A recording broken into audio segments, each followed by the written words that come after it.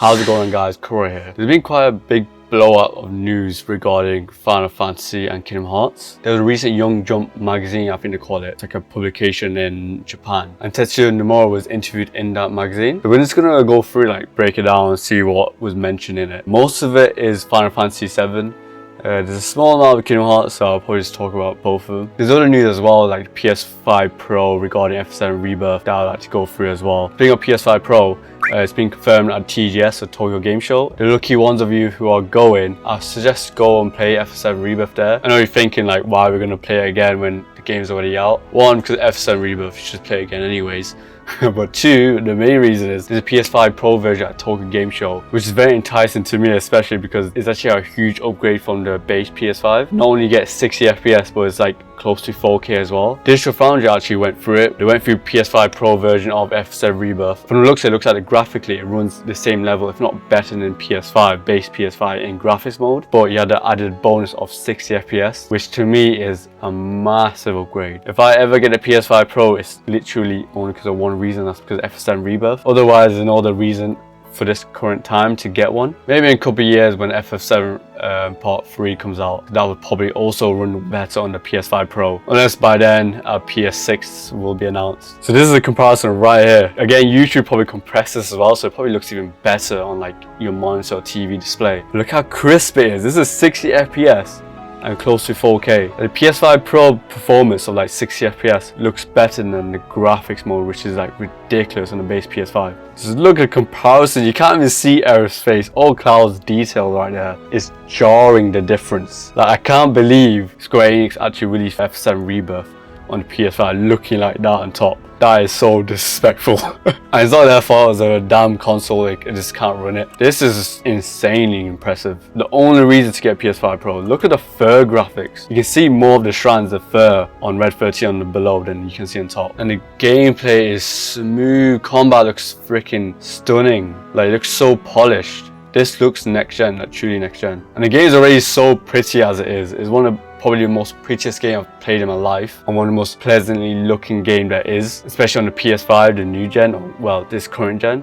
And the Pro just makes it even better, it enhances it in every regards, in every department it is. Look at this, look at the flower, you can see the flowers, you can't see it previously. Look at the bricks on the back, look how much more detail, smoothness and sharpness there is on the right image compared to the left. Just look at Cloud, man. Cloud is so blurry on the left. On the right, he's just so sharp looking. I mean, for me, it's very tempting, not gonna lie. One of the best games of all time. Game of the year of 2024, I'm calling it. And you get to play it in better resolution with better frame rate. Like, that's very tempting, but I don't know if I want to double dip for that. Just look at Sweat here, look at Barrett here. So much more sharper, so much more cleaner. You can see more of the sweat, the pores on the skin, the freaking hair. Like, this is one of the best comparisons. This is what I was talking about before. PS5 Pro looks better than the graphics mode in PS5 base PS5, I mean. And the Pro have the added advantage of 60 FPS. And look at this, how the 60 FPS having better graphics and detailing than the graphics mode in PS5. It doesn't make sense. Just look at it, you can see the hair way better.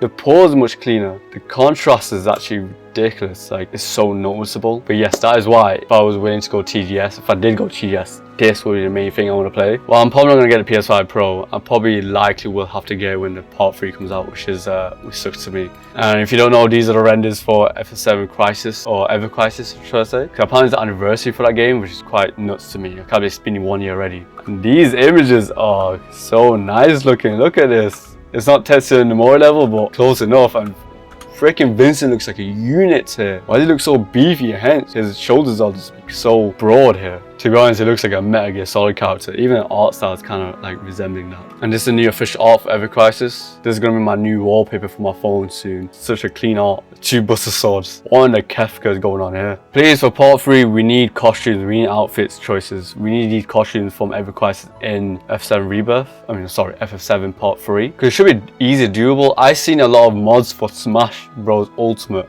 using skins from this game, from Ever Crisis. Smash Bros can be modded, and these skins should be able to be possible. And a lot of these skins are amazing looking. Look at this, I like this one. This looks so modernized. And you got like the samurai garb for Cloud here, which looks amazing. FF7 Rebirth Battle Director Teruki Endo says They want to allow for more freedom and evolve the battle system in part 3 of the FF7 Remake trilogy. I believe that instead of the developers or the creators dictating how the players should play along a pre-planned path, so to speak, it's better to allow more freedom and the user's choice to be able to play in their own way that they wish to. Our thoughts also that for the Final Fantasy series to continue to reinvent itself, revitalize itself, and stay fresh to our players. This type of constant evolution is necessary in terms of the battle elements as well. He's got a point, they need to try always put something new in the game. Point of FF7 Rebirth going into FF7 Part 3 is that there might be a bit too much, because FF7 Rebirth for me, there's a lot of material to handle.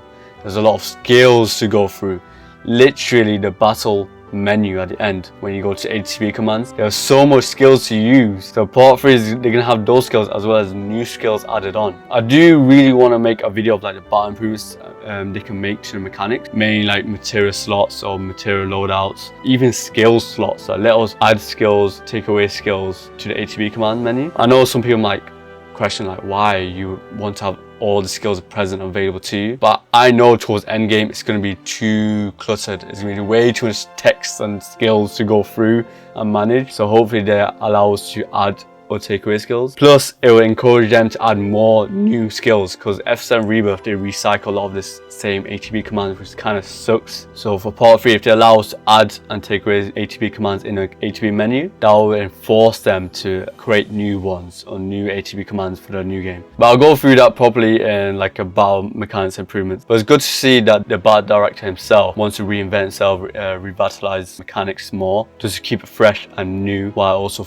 feeling familiar from the previous games. And freedom, what does it mean by allow more freedom? Maybe allow us to use all party members in the combat maybe, or swap them out on the go. That'll be hard to do though in regards to balancing. Okay, if you swap party members out on the go, especially during combat, that's gonna make the game so easy. How are you gonna make the game challenging if you can do that? If one of the cards get low, just swap them out to someone with a full health bar. I think when it comes to combat, the main thing needs to improve on, especially when it comes to freedom, it's like aerial combat, make that a bit more flexible. Like Cloud is perfect, but everyone else in the party is still a bit sluggish. The idea I have was hold circle to prompt the dash towards aerial enemies. I think that would be a good way to help with aerial combat, because right now it's circle and hold square or hold attack, then you do the aerial combo. That's only for Cloud, by the way. So I think a way to resolve that issue with the other members of the cast is hold circle, so you initially do a dodge roll, and then you dash towards the opponent. I think a lot of these characters need to have that implemented in their mechanics. Characters like Tifa and Red should have that mechanic in them. And user choice, very important. That's very good that they mentioned that. The most important feedback you need to get is the player base, is the players themselves, because they know what they like, they know what they didn't like, they know what needs to improve. So that was very good that he mentioned that. So there's going to be a lot of quality of life improvements in the next game. I'm going to say the ending of FF7 Rebirth was purposely done in a way regarding that scene to spark discussion on what is really going on here. They are satisfied with both positive and negative reactions and think it's good for players to debate while waiting for part 3. Exactly, I've been saying this, even though it's very divisive, the ending. It's a big risk by squareenix part, but I think it's a good risk because it forces a lot of people to theorize, interpret it, the ending, have new ideas for ending, especially going into part 3. Because if it's 1-to-1, it's like part 1 again. If it was 1-to-1, people play it, like it, continue on with life, and then never talk about it. FF7 Rebirth and Remake were so relevant after release. Even Rebirth right now is still relevant, and it's been like nearly 6 months after release. March, April, May, June, July, August, September. Yeah, so it's been 6 months to 7 months since FF7 Rebirth release. And people are still theorizing, talking about it. It's a big risk, but I think it's a good risk. Everything up until now, from part 1, part 2, all leads up to part 3 and see how that concludes. So they have a huge expectation to reach and achieve when it comes to the ending of part 3 of the Remake trilogy. They really need to knock it out of the park with the ending of part 3. Make it clear, no questions, everyone understands everything. And one, we need emotional impact of Aerith properly. So her death, her send-off, her farewell. Because we are not done with Aerith, we're going to see her a lot in part 3. Is either as visions in a live stream, we're going to see her in some sort of way, some sort of fashion. Maybe possibly playable, like a live stream Aerith, maybe, who knows, or in a flashback. The second point I want for the ending of part 3 is it needs to be epic. It needs to be so badass and so sick we remember it for decades to come. Like, it needs to be such a impactful and humongous and insanely crazy end events at the end of part 3. That's why I'm not really shading on the ending of part 1 and part 2 yet. I do like them, but I can see the complaints about being a bit confusing and nothing really is clear and everyone's confused, nobody knows what's happening. It all comes down to the end of part 3. So I'm gonna wait until then to give a judgment on the overall endings of each game. So they have a huge challenge in that regards, so we shall see. But I'm saying this is a good thing because everyone's talking about it, theorizing, makes it relevant, which is good. Now, game of the year right now, when FF7 Rebirth was released, everyone's saying Helldivers 2 should win. But months later, Helldivers 2 relevance has decreased insane amounts. Like, nobody's really talking as much. But guess what? FF7 Rebirth is still back in the Game of the Year discussion. It's still there, it's still present. And that's mainly because people are still talking about it even after the conclusion of Rebirth. Oh, this is really cool, by the way. You can actually see the graphic improvements from FF7 Remake on the PS4 to FF7 Rebirth on the PS5. I noticed it as well in the first ever trailer, it revealed, second trailer, when it showed the grasslands. I noticed the hair looked a lot more shimmery and shiny and more detail on it. And right here, this is evidence for you. Like, they didn't just recycle the models, they really refined them. Like, even his eyes has better reflection and everything, his skin is better. But the biggest change is the hair. Even the pauldron or shoulder armor is also vastly different from Remake. Damn, for part 3, they might look even better somehow. Maybe on the PS5 Pro. These are more images. Look at this, bro. We need these skins in part 3, man. We have to get these skins. This is Vincent, by the way. This is the most we've seen him exposed of his face. You guys see his lips, paws, and his chest. This is the most he's been exposed. And the guy looks droopy as ever, man. He looks like he went to the same store as Squall from FF8. The whole wolf jacket going on. And I like the similarity between the jacket and like his forms, his limit form. This is so sick. We need these in part 3. We have to get them. Nomura mentions apparently for the first time ever regarding FF7 Aerith and Tifa that Aerith was actually created first, but with the personality of Tifa. That would be odd. However, he didn't want to do what had already been done before, so he decided to make 2 heroines. He then took Aerith's personality and created Tifa as her own character. Since Aerith had a destiny to fulfill, they then created her character and personality through that element of the story. Ah, that would be so weird. So basically what they're saying, they're meant to be fused, like some Dragon Ball Z stuff going on, like Gogeta, Vegeta stuff, but instead decided to split him into 2 characters. So that'd be weird, Aerith having Tifa's personality. Do you know, Tifa's personality in the remake trilogy is a bit different to what I perceived in the PS1 original. I perceived her personality more like fierce and confident and more energetic. Not saying she's not in the remake trilogy, but I felt like she was more like she'll fight anyone. Like, I find it hard that this Tifa is gonna have a slap fight with Scarlet. When the PS1, it made sense for her to slap her up. I wonder what the design was then. But I'm glad they went for the approach of splitting the personality into 2 basic characters. It has been confirmed as well in part 3, Tifa is going to have a major role, which all makes a lot of sense for the original, because she is very important for Cloud's development, especially in part 3 with what he goes through. She's basically going to be like Deadpool handling Wolverine in like the Deadpool movie, where she's going to make sure Cloud like gets on the right path, comes to terms with his trauma, his nightmares, his mental struggles and challenges. And hopefully the same goes for Tifa, because in my opinion, my favorite Tifa is still FF7 Advent Children Tifa. That's still my favorite. That's on par with like the PS1 version, around the same. But I think the Advent Children movie realized Tifa the best for me. I know the dilly dally shilly shally is a bit weird, but to me, dilly dally shilly shally, Tifa is the best one. Dilly dally shilly shally. Huh? She was so more optimistic, so much more calm, positive. She was like a ride or die. She was always there. When she fights, she was a badass. That's my like favorite version Tifa, because right now the remake trilogy, there's a lot of trauma she's going through, understandably so.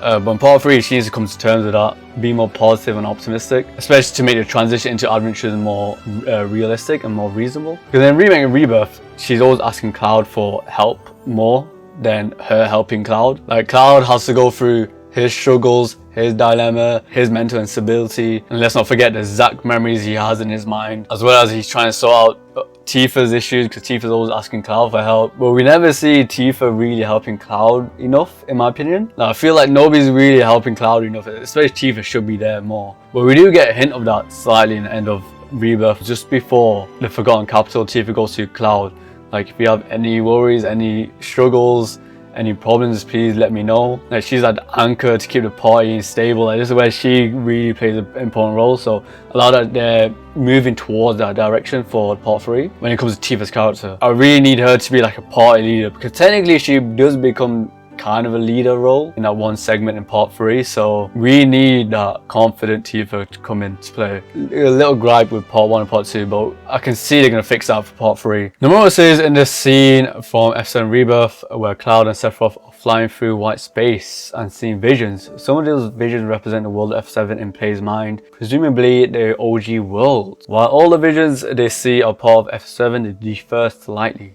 There are several different worlds lines that exist. They create situations that are easy to understand where, for example, a person is alive in world A but is not in world B. However, people see things differently and memories get blurred over time, and the various FF7 spin-offs also throw things into the mix, guessing the movies and the mobile games. In Rebirth, you get to experience several layers of the worlds, and that's what those visions mean in this scene. They already confirmed it that there's multiple timelines, but they confirmed there's 5 timelines up to now, because there's 5 different stamp dogs. So this little scenario here were the different timelines we get a glimpse of, which is kind of common sense, because I think we all understood that. But they're going to differ slightly, so I'm guessing some characters are alive in certain worlds but dead in others, which explains why Biggs is alive in that Zack timeline, but then he dies in a different Zack timeline. It makes a lot of sense. Now, I mean, the OG was probably shown a bit in one of those timeline polls. This is actually an interesting point, because there might be a world or timeline where Sephiroth's alive. I mean, not Sephiroth's alive, but Sephiroth's a good guy. It'd be funny if we see a good version of Sephiroth in the next game, but I doubt it. Nomura reveals that among the Kingdom Hearts Organization 13 members, his favorite 2 are Zigzag and Luxord.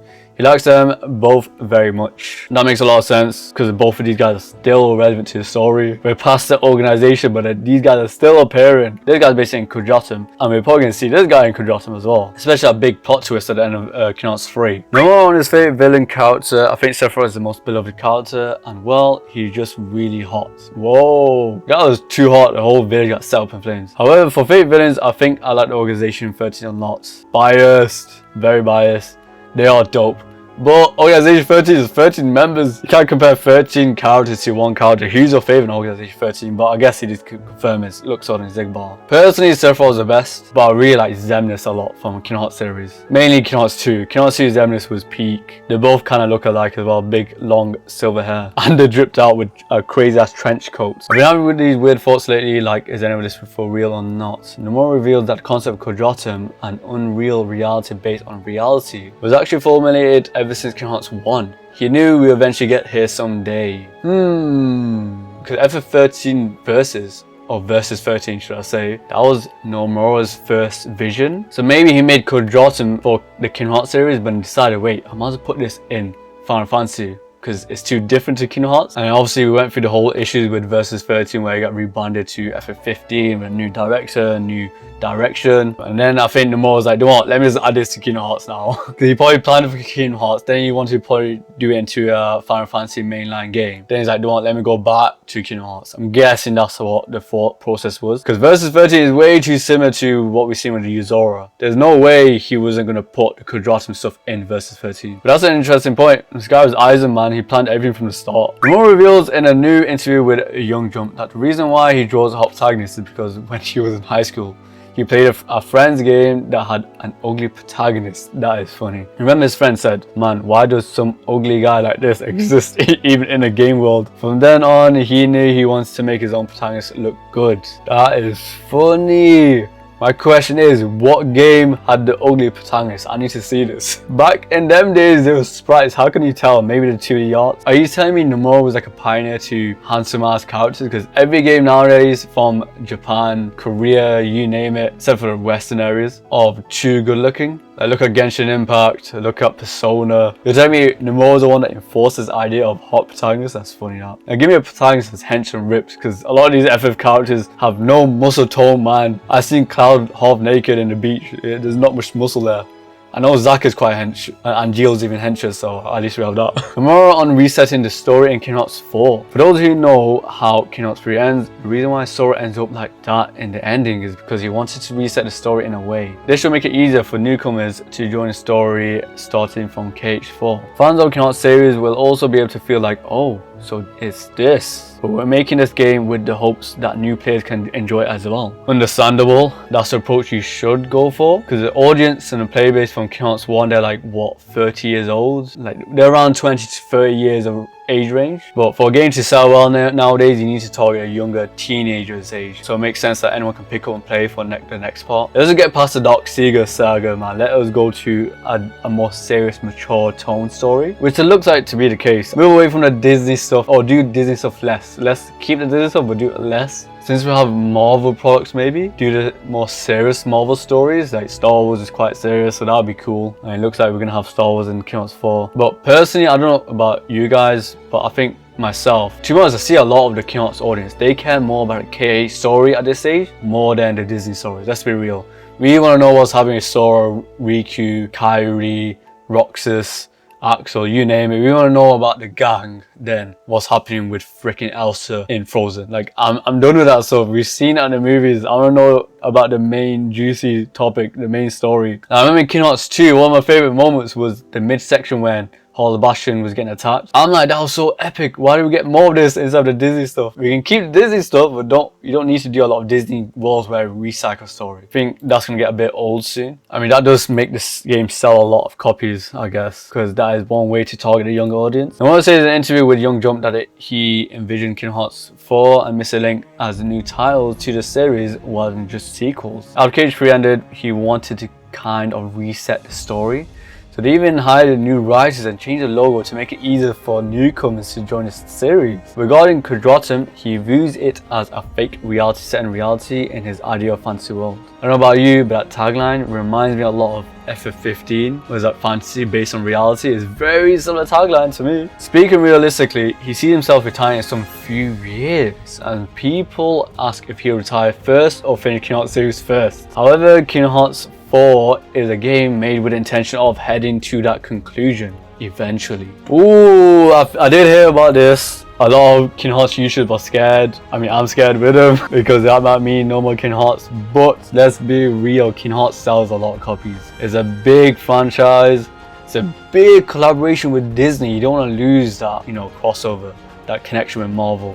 Disney nowadays are kind of trash. Where him retiring is on the horizon, that's like in the discussion now, and he actually mentioned it. He put that in the universe now. It's a bit weird to me because with these authors, these creators, these devs, I always assume they never age.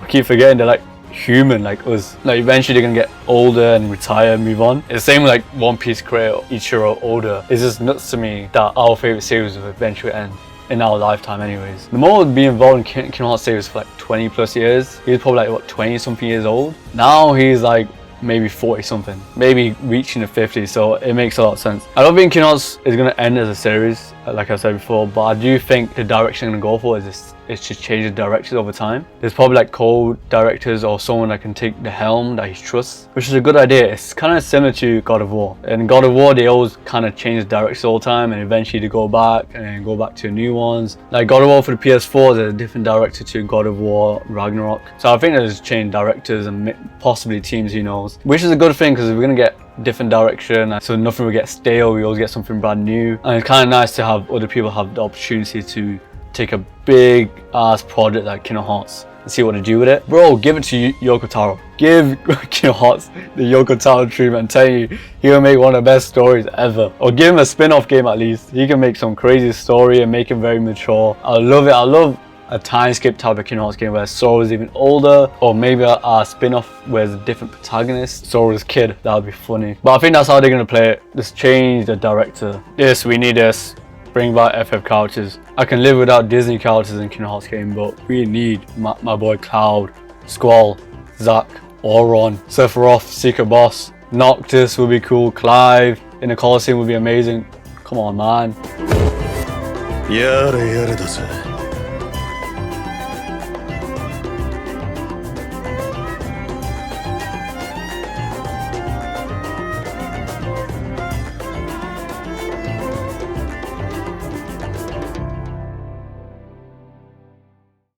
Based opinion, base. FF15 was amazing. I love it. I don't care what anyone says. This is me against all the FF15 haters. What the hell is this mod? Cloud and his harem. What the heck? Bahamut inspired designs. That's cool. Looking straight at Xenoblade.